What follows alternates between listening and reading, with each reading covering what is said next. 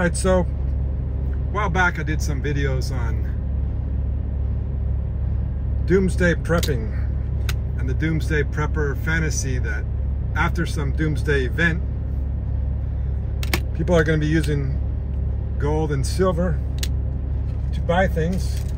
I think shortly after I became a stacker, I watched a video and it was doomsday prepper talking about the need to stack silver in order for this post-doomsday world. And his whole fantasy was that after this event took place, he'd come out of his bunker, there'd be a farmer's market set up somewhere nearby. He'd go there with his silver and buy things. And this is just a ridiculous fantasy. And Pirate Stacker just did a video which illustrates one of the reasons why. Because after a doomsday event, people would probably be trying to survive as a community. They wouldn't care about buying and selling. They would just be trying to survive. But more than that, I saw a video a while back about what happened after the Black Plague. And this really made me think about the gold to human ratio. After the Black Plague, there was a period, I'm not sure how long it lasted, where people just partied because their neighbors were dead, their relatives were dead, and all their stuff was up for grabs. So they had plenty of food and wine and they got drunk, and you know, then there was lots of land available. So, you know, that availability of goods would reduce the value of things like gold and silver.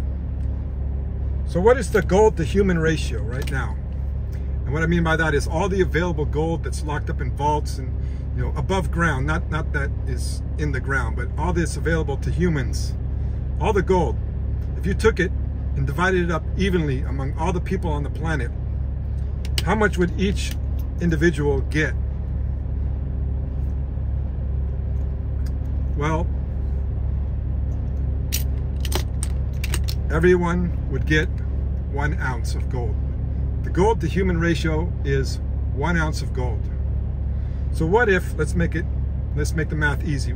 What if half the population of the planet died from some virus or whatever, a nuclear war? Well, nuclear war might be different because the gold might be contaminated, like in Goldfinger. You know, he was trying to set off the atomic bomb near Fort Knox to irradiate the gold. But if it was, let's say, a pandemic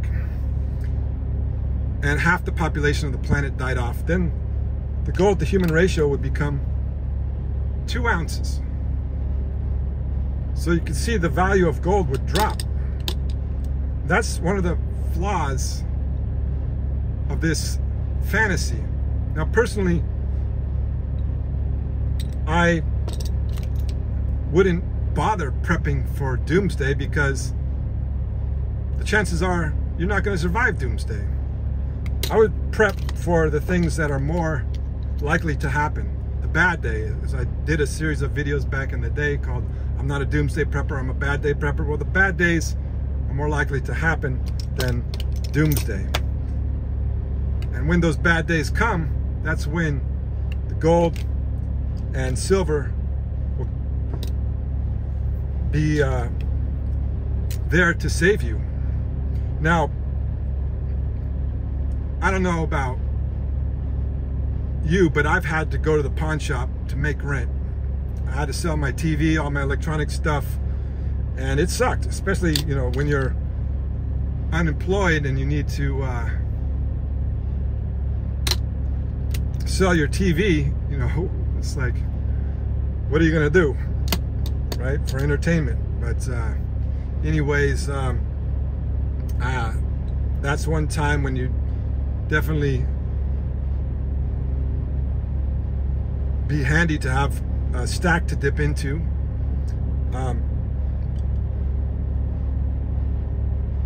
Austrian stacker told the best story that I've ever heard for stacking gold and silver for prepping. Not doomsday prepping, but prepping for the bad day. What happened to his grandmother, Austrian stacker's grandmother? She lived through a couple of wars, and according to Austrian stacker, I think 4 or 5 different currencies. I think 5 if you count the euro. And there was this time, I don't know if it was after World War II or World War I or what, but the Austrian currency lost all value. And the government issued ration cards. Well, these ration cards would be reimbursed with the Austrian currency, which is worthless, so the ration cards became worthless. So the stores wouldn't take the ration cards, they wouldn't take the currency. What they would take is silver, any kind of silver. It didn't matter if it was US silver or Japanese silver, British silver, whatever coin that had silver in it, they would take. So that really shows the difference between something like this, which only has value because the government says it has value. Something like this, which has value, or I should say, where's a sovereign here? Like this has value because it has gold in it.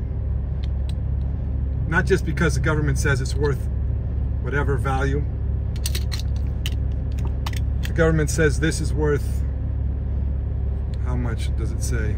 $100? The value is the gold. So it's definitely something that you should stack if you're a prepper. But the doomsday prepper fantasy, I think, is ridiculous. As Pirate Stacker said, you know, after some disaster, people are probably going to be working together. They're not going to be like looking to sell at some farmer's market. They'll be looking to trade or work with each other to survive this event. So don't be a doomsday prepper, be a bad day prepper. Keep on stacking.